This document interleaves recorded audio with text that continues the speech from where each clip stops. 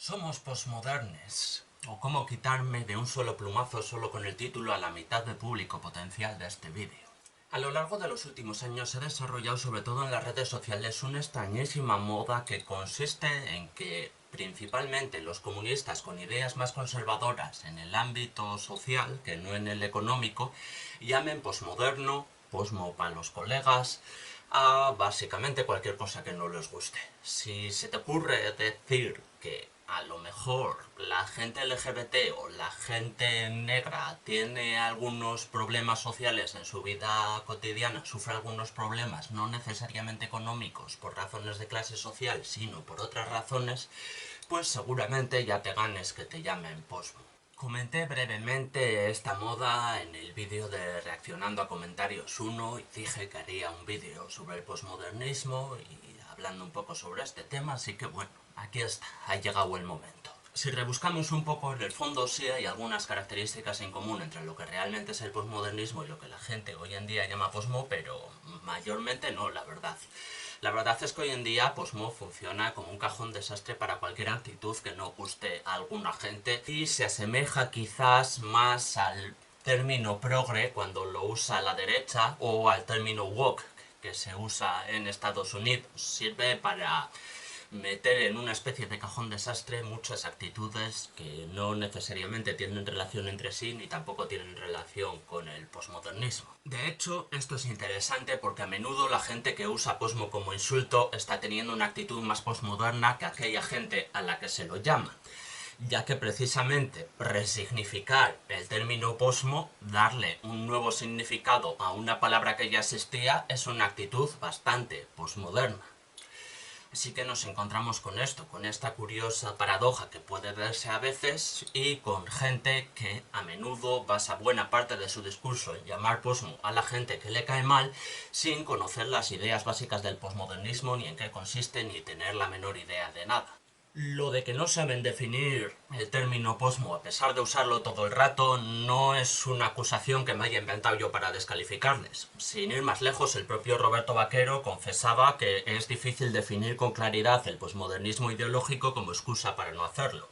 Nos ha jodido, claro que es difícil para ti, mamonazo, porque en tu caso, si das una definición de posmoderno, estarías a la vez confesando que llevas años usando mal el término y te descalificarías a ti mismo, sería un poco ridículo.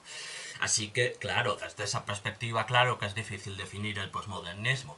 Si no tienes ese lastre y no temes quedar mal, pues no es tan difícil. Me atrevería a decir que el posmodernismo es una corriente ideológica que empieza a formarse hacia los años 50 del siglo XX y va sumando características, sobre todo en los años 70 del siglo XX ya alcanza lo que es una definición bastante clara, ya se empieza a llamar posmodernismo como tal, los autores empiezan a referir a ello así, y sigue desarrollándose hasta la actualidad y probablemente siga desarrollándose unos cuantos años más. Las características del posmodernismo a menudo se entrecruzan entre sí o unas son consecuencia de otras, así que resulta un poco difícil separarlas, cada una por su lado, sin relacionarlas entre sí. Pero bueno, para tratar de hacerlo lo más claro posible y no eludir el reto, pues yo he decidido que se podrían dividir en 12 puntos. Otra gente podría dividirlos en 8 o en 15 o lo que sea, pero bueno, yo creo que en 12 así, tal y como se me ha ocurrido la división a mí, puede servir como explicación. Además creo, y a lo largo de estos 12 puntos voy a ir explicando por qué, que el posmodernismo es la filosofía prácticamente predominante, si no lo es, poco le queda, y que además es inevitable. Iré explicando por qué a lo largo de los 12 puntos, pero vamos, resumiéndolo, yo creo que el posmodernismo es la única filosofía, para bien o para mal, que podría haber surgido de las condiciones históricas y sociales en las que nos encontramos. La filosofía predominante de una época dada, pues seguramente viene determinada por las razones históricas y sociales, así que es inevitable.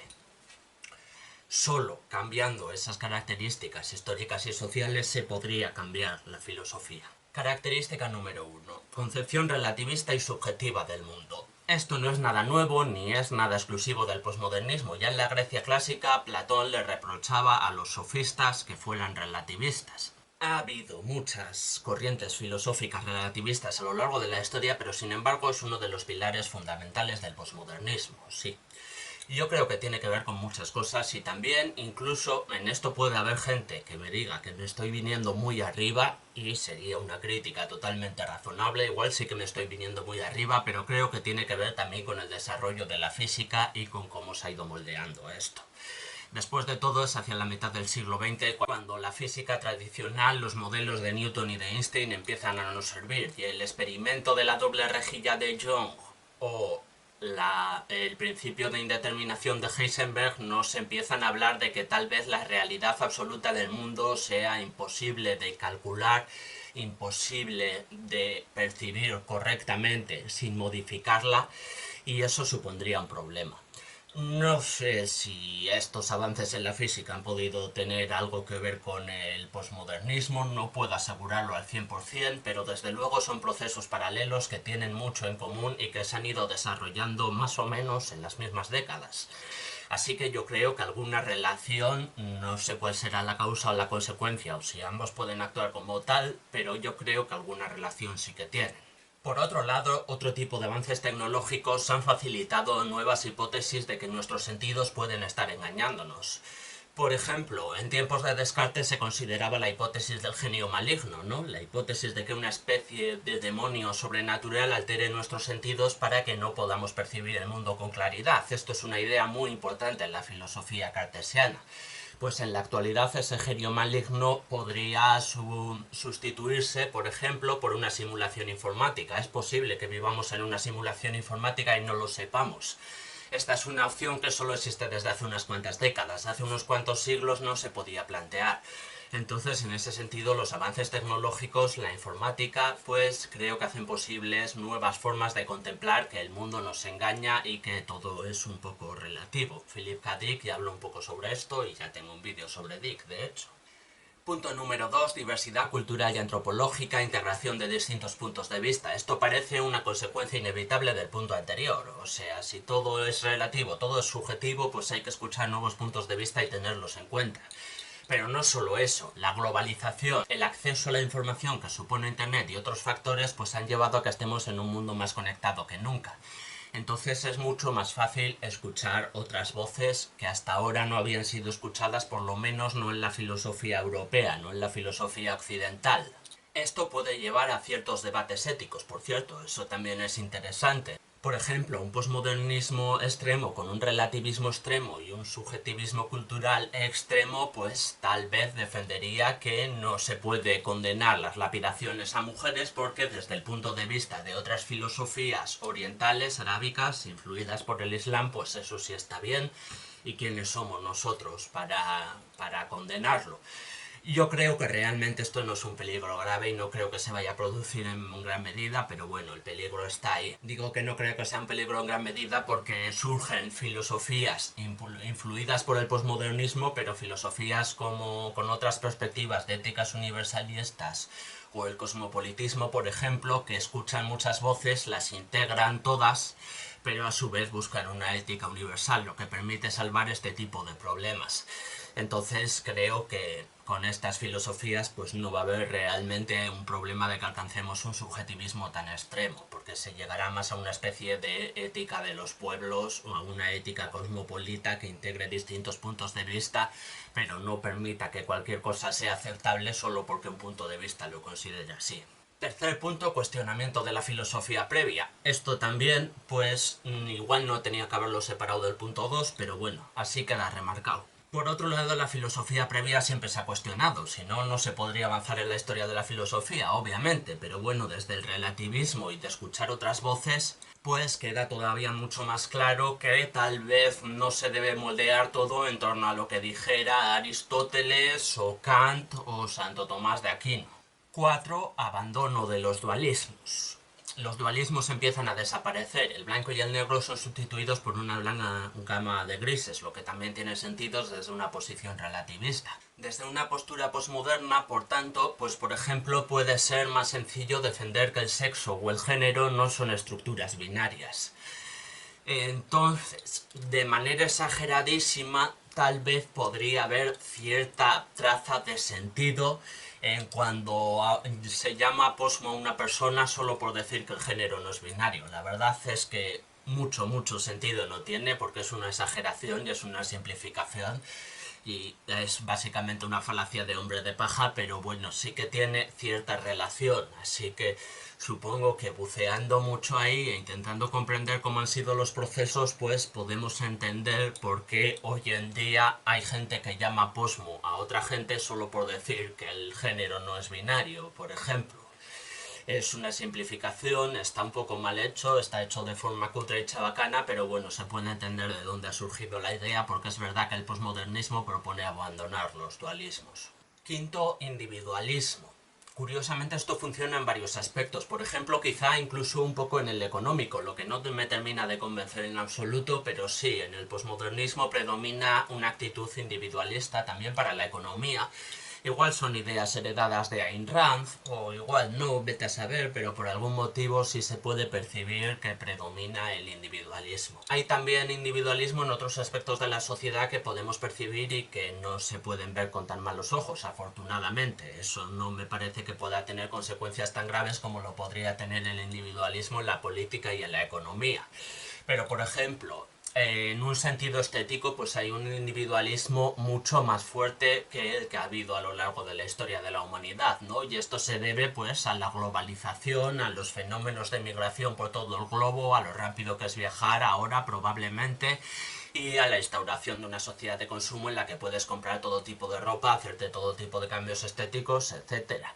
Curiosamente, a veces se agrupan las estéticas, ¿no? Siguiendo una moda o siguiendo una tribu urbana, por ejemplo. Entonces no hay tanto individualismo como podría haber, porque en cierto modo sí se tiende a la uniformidad, al menos entre pequeños grupos.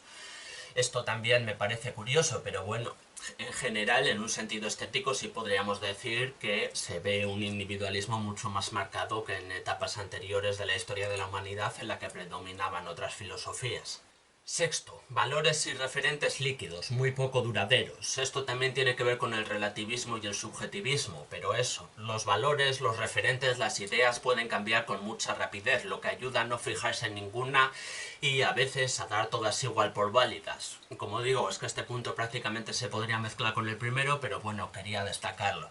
También quería decir que en la Grecia clásica las filosofías relativistas triunfaban más en épocas en las que había guerras sucesivas o cambios políticos muy seguidos. Y es que vivir en una sociedad en la que se cambia bastante a menudo todo, pues contribuye mucho a alimentar el relativismo. Y el siglo XX y el siglo XXI han sido épocas de grandes transformaciones, de transformaciones muy rápidas y abruptas. Por eso creo que es normal que surjan filosofías relativistas en épocas como estas. Es que es un fenómeno que ya conocíamos estudiando las filosofías de la antigua Grecia. Así que eso, una razón más por la que creo que el posmodernismo es inevitable. O sea, es prácticamente inevitable que surjan filosofías relativistas y subjetivistas cuando todo puede cambiar de la noche a la mañana.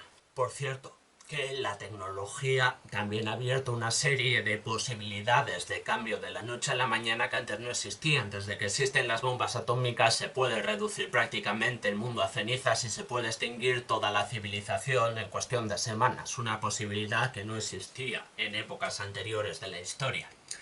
Así que con esta clase de avances tecnológicos y de nuevos escenarios, pues me parece inevitable que surjan corrientes relativistas. Puede gustarnos o no, pero yo creo que es inevitable con este contexto. Séptimo, el consumo ayuda a definir la identidad. Esto también tiene que ver mucho con la creación de una sociedad de consumo o con otros cambios tecnológicos e históricos que se han dado, pero a su vez, pues sí, es una característica importante del posmodernismo. Las cosas que consumimos ayudan a definir nuestra identidad. O sea, solo hace falta echar un vistazo a las biografías de redes sociales para ver la cantidad de términos, de palabras nuevas, de nuevos usos del lenguaje que han surgido solo para definirse en función a lo que se consume, ¿no? Qué sé yo, por poner unos ejemplos rápidos, pues un gamer es una persona que consume videojuegos, un trekkie consume productos de Star Trek, un marvelita consume productos de Marvel, K-popper consume K-pop, Swiftie consume específicamente música de Taylor Swift y una criaturita del señor consume específicamente los vídeos en YouTube que hace el Rubius. O sea, existen todo tipo de términos para definir la identidad en función de lo que se consume y que probablemente también están bastante ligados al fenómeno fan tal y como lo conocemos desde los años 50 del siglo XX, y ya con los Beatles y tal.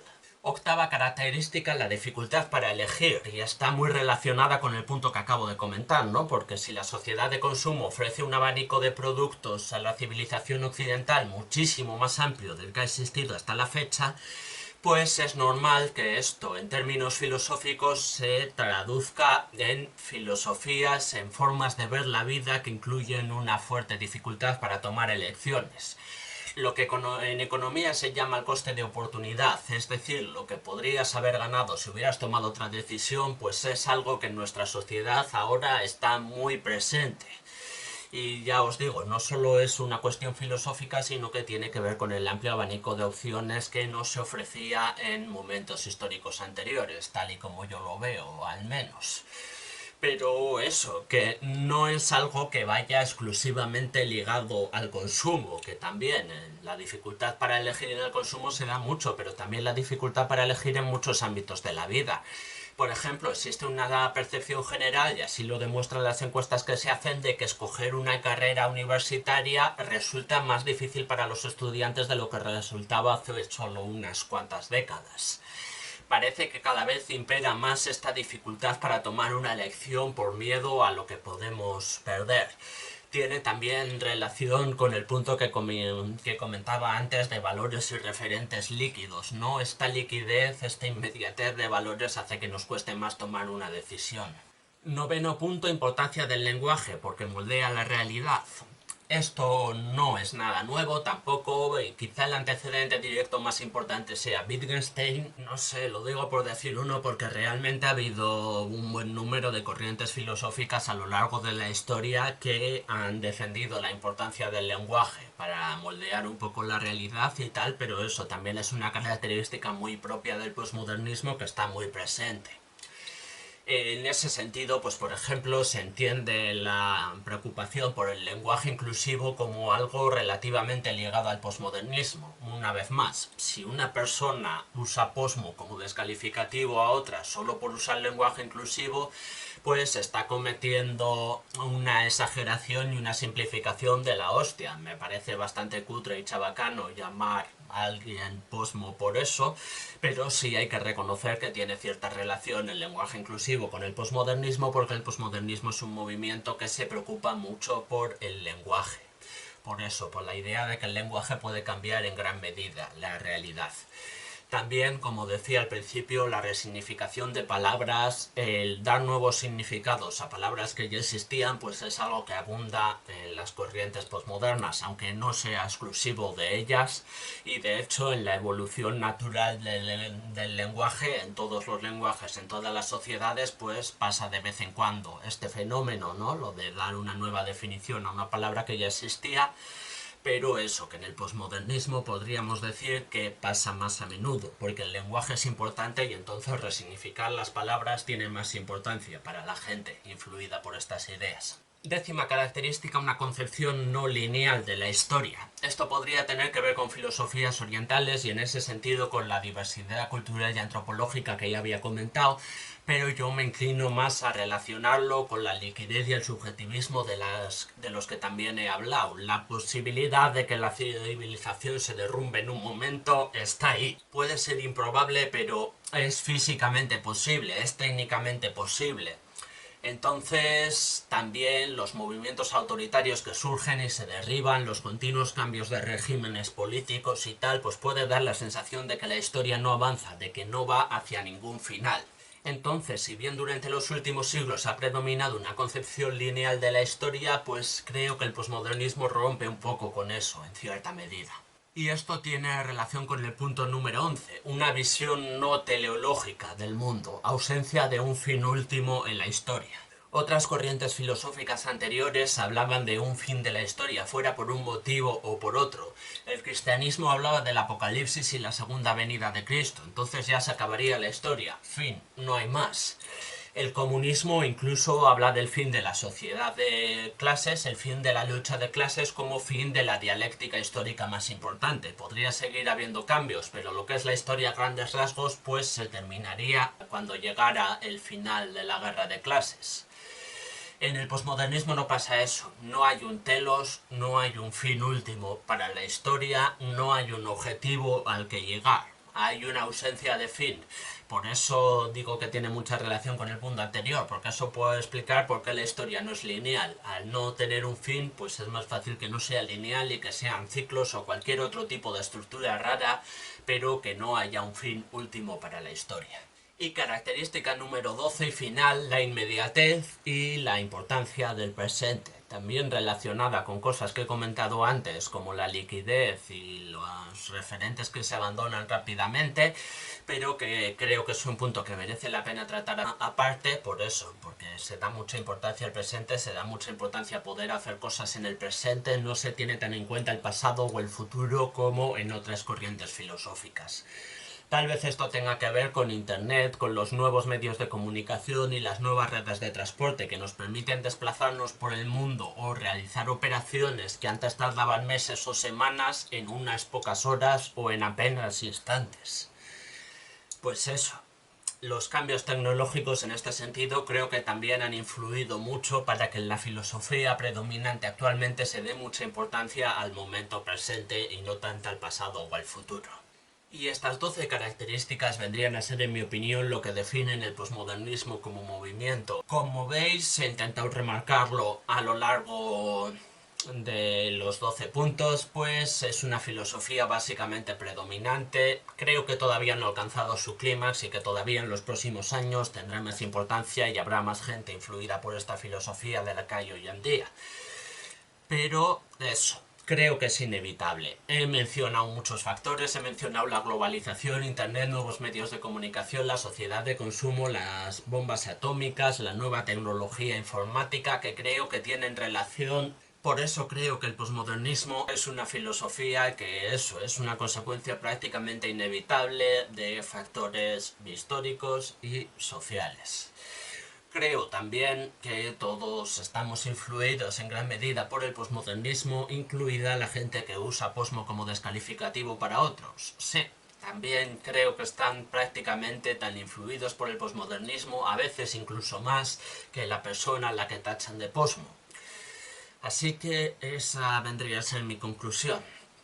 Podéis debatir en los comentarios si queréis, podéis decirme cualquier cosa, insultarme, podéis llamarme posmo, que no es exactamente un insulto, pero bueno, también podéis hacerlo en los comentarios si queréis, que también podéis ver otros vídeos si queréis. Si no queréis, pues nada, claro, haced lo que queráis, eso es importante en estos tiempos posmodernos que vivimos.